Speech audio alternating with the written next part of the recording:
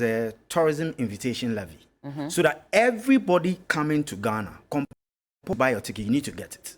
Okay. You pick your ticket at the airport, and in one of the places you visit. You must. It's a must. So you have that and any other 4 other places you want to visit. Okay. And if you could just do the calculation, the number of people who come, because how many years ago did this man pass? Even 21st September, we proclaim that we do things. Our children, our siblings, even in Ghana, don't know him. A whole generation has gone without knowing him. So we need to put an emphasis to it. Yeah. That is for the external market. The internal market, the schools, Fridays should be make a day that students can go on a tour. So as a school is reopening a semester or a term, parents are asked to pay a certain amount, then these kids can go there. Now, we should make the place exciting. Oh, parents should pay a certain amount? Yes. What if I'm a parent and I cannot afford? So that's what I'm saying, there's a term. Okay. So you have that long period. Can we not make it free for pupils? Let's say maybe from class 1 to Ghana class is not 5. an NGO. I understand, but you're Yes. saying that a whole generation has passed. Yes. Where they do not necessarily know Yes. much about the first president. We must be deliberate about it. Yes. We do understand that not Yes. everyone is economically empowered Yes. to pay extra for their children. It can be, So even can if we it's... make it free? No, I don't believe in free. Not even for pupils? No. Class 1 to 3? No. We all need to pay. We should inculcate the habit of paying for tourism. Okay. Right from the childhood. Infancy, okay. So that we have that perception that this is what goes into it. Now look at Kwame Nkrumah's clothing and other things. We should have replicas there. That with his signatures and things, pictures, books and things. We should have these things available so that I can feel part of it. So that this year of return people who come, they can buy, go show it off for other people to come. In terms of meals, the place should have strictly local meals on rotation. Okay. And then the Kwame Nkrumah's favorite food, because you're saying it's about him. These are things, if they are there, as with a new renovation, I'll say that then that business is about to make revenue. Okay. We can recoup that investment and make better returns out of it. But until that, you don't think... even a local person should be managed. Somebody with a businessman should manage it. If it goes back to government, I mean, just give them 3 days. It will go back to how it used to be. You don't trust that they can maintain this? Oh, please. Even our offices, we don't maintain it. How much more that place? I'll come back to this point, but let me also bring Amaya Deborah in. Amaya, good morning. Hello, Amaya. All right, good morning. And thank you so much for joining us. I know you like to tour. You like to travel, and you're always documenting your experiences here and there. But please turn on your camera so we can see you if it's possible. And tell me, first of all, have you been able to visit the newly refurbished Memorial Park? So unfortunately, I haven't been able to see the new park yet, but I mean physically, but I've watched videos, I've seen pictures, and I am really, really impressed with what I see. Sometimes I try to remember what it was before and what it is now. But my last visit, I think I had gone with a group of people who had come and I wanted them to show them around. And I think the place was a bit worn out. It wasn't a so bit. It was worn out. It wasn't even a bit. I saw cracks on the wall. Yeah. Some places, even when there's a slope where you are going to where some of its old stuff were kept, and it wasn't really easy walking to go to that side. And to see what they've done to it, I think it's amazing. I mean, you talked about traveling and going to places and wanting to document it. I think now it's even more fun to want to document. There are portions with pictures, with quotes, which people would want to stand in front of, take pictures, post on social media. And so there's a lot more to see and do. It goes just beyond wanting to go and see some relics and listening to a guide take you through. I think the experience from what I've seen so far has been upped, and so I can't really wait to go back there to experience the new space for myself. But in going back there, what do you think we can do as a country to ensure that, yes, it is a resting place for our first president, but we can also make some revenue off it, beyond just asking people to pay gate fee and come in? Because the new price list has been introduced as at beginning of this week, on Tuesday, I believe, and even that has generated some talk. Yes, I think Dr. Nkrumah was an iconic person when it comes to Pan-Africanism. And so that personality in itself would drive a lot of people who appreciate that movement to come from far and near to go and see the place. Locally, I was listening earlier and it was like a generation had lost out. I mean, my generation, I didn't grow to come and meet Nkrumah, but I learned about him in school, and I think pretty much a lot of that's still ongoing. So there shouldn't be that gap where any generation is lost out on what the man stood for. There are a lot of opportunities I see. Well, I saw you discuss also the increase in the prices, Yes. and rightly so. I think even 5 cities is not too bad. It's Okay. a lot of people can afford it. Young people, students, parents can pay that for their children to go and experience it. Beyond monetization, for me, what I would love to see now and even 10 years down the line is our maintenance culture and how we're able to maintain this new edifice that has been given to us, because we have to think throughout and through to the future and make sure that we preserve it as it is and perhaps even enhance it even more. And we all know we haven't had that culture of maintenance over the years. And personally, it's something that I hope we won't say is nice because it's new, and then we allow it to go down the drain quickly. But I had a We need conversation. to preserve it for ourselves, for tourists coming from outside of the country to come and see it. It's a beautiful piece, and I really, really hope we're able to maintain it. Well, I had a conversation with the CEO of the Tourism Development Authority, Mr. Kojo Ntwi, and we talked about maintenance. And he said that, yes, mechanisms have been put in place to ensure that they maintain the place because they know how much has gone into refurbishing the Memorial Park. If you look at how much they're even charging as against what they were charging before, because at first primary school students were paying 1 cedi. Now, school children have to pay 5 Ghana cedis. If you're a tertiary student who's Ghanaian, then you pay 15 cedis. If you're non-Ghanaian and you're a student, you pay 60. Then there's also the 100 Ghana cedis for non-Ghanaian adults who want to visit, as against 25 Ghana cedis for Ghanaian adults. All this money should be saved to some extent or reinvested to ensure that the place is maintained. Do you think this is enough, or you think that they should go beyond just the charges to ensure that the place is maintained? Sorry, is that for me? Yes, Amayao. Yes, I think it's enough, but it's only money that is going in to ensure that we pay for cleaners.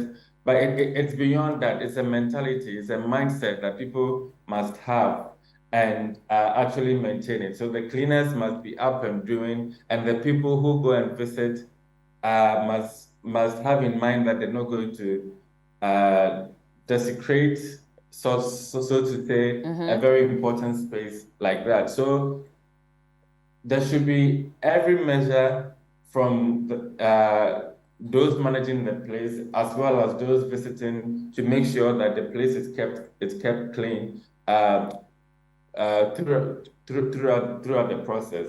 Okay. Yeah, so I think that's what I would say on that. Koka mentioned something, Amaya, and I just want to pick your thoughts on it. So he talked about the tourism invitation levy, where we should charge a certain amount when the diaspora is coming into town, and it must be almost compulsory for them to visit a place like the Memorial Park, of course, plus some 3 other places as well. So once you get to the airport, you pick up your ticket and you must go there. What do you make of this suggestion? Well, in terms of compulsion, I may not agree with that, but I think it should be marketed well enough, like you're saying. Maybe there are there's some sort of display advertisement at the airport, so that the moment you go, it hits you that, oh, this place is here. If I'm in Ghana, I must go and see it. But it shouldn't be so much of a compulsion. And I think the managers should use social media to push it as much as possible, especially during peak times. They know people are coming to Ghana. Put out all the adverts you have to, take out all the beautiful pictures, and create all the amazing campaigns you have to create, so that it attracts people to visit that place whenever they come to Ghana. All right. Well, let me just also speak to Nanaya Chimpim-Jansa. She's a general secretary of the CPP. And no, we're not politicizing this, but of course, we know that Dr. Kwame Nkrumah was the founder of the CPP. And as a result, he plays a key role when it comes to conversations like this, and their party needs to also chime in. I've had a conversation with her about some aspects of tourism with regards to the place, and I just wanted you to hear that part of it as well. So, Nanaya, good morning to you. Good morning, Bella. How are you? I'm fine, thank you. And we meet again on phone, some way, somehow. Yes. We're talking about the tourist benefits or tourism benefits of the Kwame Nkrumah Memorial Park. And I know that, of course, once you walk in there, the young man who designed the place, he's 29 years old. He introduces you to the reception area where there's the Nkrumah symbols that welcomes you into the reception area. You had some concerns about that, even though you thought it was a great idea. Can you please share with us? Bella, thank you very much. And good morning to yourself. Good morning to your viewers. And good morning to those in the studio with you. My dear, we share some concerns. For instance, even the symbol, if you say that you are going to attract people from all over the world to be there is no definition to the symbols. At least something should be written under the Nkrumah symbols to say this is that, this is Sankofa, this is Jinyame, so that the people themselves can even take pictures, look at it, and read it themselves. That is another aspect of it. When the prices for the entry fee came out, I was like, is this thing going to be a commercial activity? When it was built, the CPP, we said that this thing was built for a commercial purpose, not in honor of the man who laid there or who is lying there. Because Kwame Nkrumah is an icon. Kwame Nkrumah is an icon for the world. At the point, he was the man of the millennium. BBC, they selected him as the man of the millennium. Kwame Nkrumah is a very great figure. But if we are going to build an edifice in his honor, then it should be in his honor. The commercial purpose should be reduced. It will be a tourist site. People will come and look at it, and the image of Ghana will go up. But the prices, so it means that it is about the money that is going to come out of it. And it's even a disincentive. Because if you are attracting 1 million people to the place, that is your calculation. Then you put up these prices. Are you truly going to get the people that you want to come there? Nanaya, $100 Ghana cedis is literally less than $10 to visit a place like Kwame Nkrumah Memorial Park. That is where, my dear, 100 Ghana cedis in this economy. No, but 100 Ghana cedis is for the diasporan adults. 100 Ghana cedis is about $9, isn't it? Yes, but that's for those who are traveling into the country. If you are Ghanaian, you pay 25. But how many people are going to come into the country every year to look at the mausoleum? But have we done a proper projection of the people who will come in to come and look at the place? Why is it that? What about the Ghanaians who want to know our history? How are we attracting them to come in? You think 25 cedis is too much for a Ghanaian? I can't hear it. Are you saying 25 cedis for Ghanaian adults to go and take a look? You don't know how the system is like. Somebody going to pay 25 Ghana cedis to look at the mausoleum is good. But how many people can afford that? Just to do that against bread and butter issues. You get me? Okay. We have our own issues, about whatever has been done there. For instance, maybe this is not the forum. The aspect of independence is missing. Even the statement that he made on the night of independence has been attributed to the OAU summit in 1963, 24th May 1963. So for us, the honor that is due the man, it's not very present there. But now we are talking about tourism. 25 Ghana cedis for a Ghanaian to go and look at the play. Is it an incentive for people to pay 25 Ghana cedis? So even the kids, I saw a woman, a teacher on TV saying that they thought that the kids would be exempted, but the kids are paid, the young ones, they are paying 5 cedis to enter. Is it too much? So if you have, let's say, 30 students, how much are you paying? And who is funding it? If you are in a GES school where even your budgetary allocation it's always late. So who is funding that? It comes back to the parents. Okay. So for kids, it should have been free. Hello. Are you saying for the kids, for the little ones, it should have been free? Okay. And for a Ghanaian adult, how much would you have wished that they would charge? Oh, Ghanaian adults, maybe 10 cedis, 5 cedis to go and look at the place. Okay. But 25 cedis per person. Okay. In this economic situation. Okay. Because when the person is going to pay 25, the person is thinking about their pockets, thinking about what they would use to buy food. 25 cedis can get in a bowl of kinky, some fish, and they will think about going to spend it on tourism. But how will we then maintain the place? Because we also need to generate some revenue, enough revenue to maintain the place. You want to generate revenue on the head of Kwame Nkrumah. Okay. Is that where we are going to generate revenue? There are so many ways of generating revenue in this country. That should be done properly. Okay, all right. Because that place is meant to honor Osage for Dr. Kwame Nkrumah. Are we honoring him in this manner by making money out of him? Okay. Nana, thank you so much for speaking to us this morning, and we'll have an extensive conversation on this later. But Coca, I just want to pick your thoughts on this because she doesn't think that the amounts we're charging... Because she's not a businesswoman, she's a politician. She's politicking with something that will grow the nation, something that will position us in the tourist world as a revenue-making tool. I'll start with that. So those who go to the nightclubs, go to the pub, those who go to the events that they pay money, don't they know that they will eat? Sometimes our leaders should be focused and advised. But that's a certain level of people or a certain class of people. Her level. Masses. No. How many events has she gone to? Because she gets free tickets. You know, you cannot say that for a fact. So, but she can generalize and say that these prices and things. Kwame Nkrumah is not God. No, but... We need to understand that Kwame Nkrumah is not God. We are celebrating somebody. If we make it free, let's just take Accra. Take the international schools around. Make it free. The commotion, the distortions and things that will happen there. Use of washrooms and making the place dirty and things. Who will take care of it if it's free? We need to add level of cost and hold people accountable. That is why I'm saying that. For me, I think a private institution that has specialized in tourist management should be given this thing to handle. And I can say that the thing she mentioned, if I'm the one managing there, it will be a process. Today you have icons and Nkrumah symbols with our names.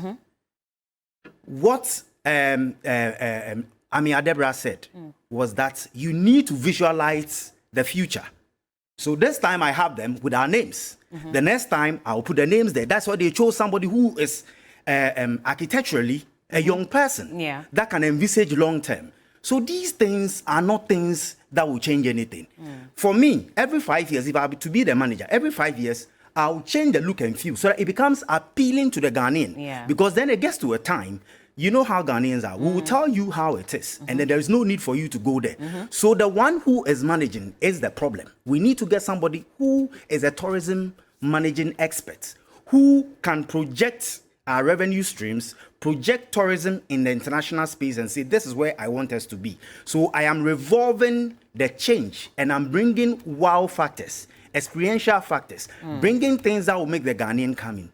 Trust me, I can engage her that we should go tomorrow, Saturday, and she will see the number of people go there. We like good things about ourselves, though. Does she know the number of Ghanaians in Ghana? Does she know the number of foreigners who have read and seen about this?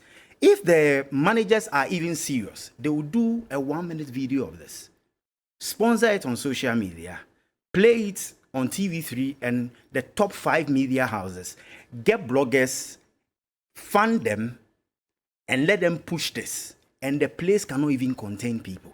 The rates that we have are good rates. Okay. Today, modern Ghana, when you are entering into an event place to watch a thing, the lowest is 100 cedis. So if we are purging these around us, and we need to educate the young ones to appreciate that tourism is never free. Okay. We need to let them know that tourism is never free. Say, okay, I'm taking teachers in the government institutions to go for free, educate them and use them as voluntary campaigners in the various schools to educate the kids and also support the tour guides there, because then the numbers will be huge. Yeah. So these people will also get it. We need to look Ghana as a business entity. Now, say nyame beye political, these things will not change Ghana.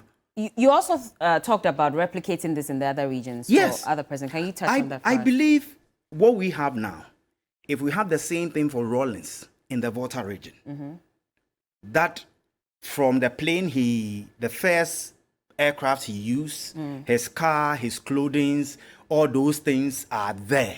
It will drive traffic. It will open the region up. A lot of revenues will be generated other things. You take Buzia, you take a Champon, you take a Frifa, you take Nkrumah. We should start building tourism sites and mini amphitheaters around it. If this one, they have an amphitheater They do. there. They have an amphitheater. Yes. And you engage a playwright to do skits of even Kwame Nkrumah periodically. Or the analysis stories that we do. We get Mami Dokunu to be back as the main host and running it there for kids to go and pay. Parents, in modern day, there is nothing like tourism or entertainment for our kids. They are from school to home. Now, we are even careful what they watch on TV because we don't know where we are exposing them. And we have a place we can be bold to use to and let them create an icon that you can be this person. You can do this, and we are not seeing it. We should start doing this thing around our regions. Okay. I mean, I'll give you the last few minutes that I have so you can also touch on this. What do you think? Do you agree? With Cookers, about time we look at tourism as a business, and I also feel that the 5 CDs for children and then 45 for adults 25 is not bad to start with. Okay. Perhaps going forward, they may have specials on days like Independence Day where they reduce it even further or make it free for groups. But I want people to build the culture of knowing and promoting culture. If you are going as a school, you should know there should be a number you call, and then you can make deals, and before you go, they are ready to receive. I think it's about time that we look at it. I know it's been like that in the past, but we need to put in structures and make all of us understand that this is what we have to do to grow the tourism space. I mean, I've been to lots of places. We've been to different places that we have to pay a fee to go and experience whatever. And when you do the rate and you convert, paying this amount is quite nothing compared to what we have to pay elsewhere to go for some experiences. Okay. There's a garden you sometimes pay, you are paying more than $20 to enter, and it has so we have to preserve ours, market it, and make it attractive for people to want to pay that value for it, because that is the only way it becomes sustainable, especially when you're looking at the tourism aspect of it. This comes from it's funded by, I guess, a The loan, World Bank, that is aimed at boosting the tourism space. So something has to give. And I believe doing it for free isn't the way to go. Absolutely. Doing it for free for people will even increase the possibility of damaging the facility, because people can wake up anytime and go with nothing And so, yeah, I think the fee is okay. All right. Well, Roland will join us for birthday messages shortly, but I just want to pick one thought quickly. Did you try to reach out to the tourism ministry with these ideas to see if they would want to implement them? Not the ministry, but the tourism authority. You did? Yes. Have you gotten any response? I'm yet to get a response. Okay. All right. Well, we'll expand this conversation even more moving forward. But thank you so much, Koka, for joining us, and also Mayor Deborah. And we spoke to Nanaya Achimpim Jantwa. And one message says that this guy needs to know that it's about preserving the history and monuments, and not just about making money. So we cannot get lost in it. Okay. Well, thank you so much. And a lot of you are asking how much it will cost to visit the Kwame Nkrumah Memorial Park. So at the moment, the new prices include 100 Ghana cedis for non-Ghanaian adults, 25 cedis for Ghanaian adults, and school children will now pay 5 Ghana cedis. They used to pay 1 cedi, now it's 5 Ghana cedis. Now, if you're a tertiary student, if you're non-Ghanaian, you will have to pay 60 Ghana cedis. And if you're a Ghanaian tertiary student, you'll pay 15 Ghana cedis. What do you make of this? And of course, the ideas that have also been tabled right here on the show. Again, thank you, Koka and Amaya Deborah.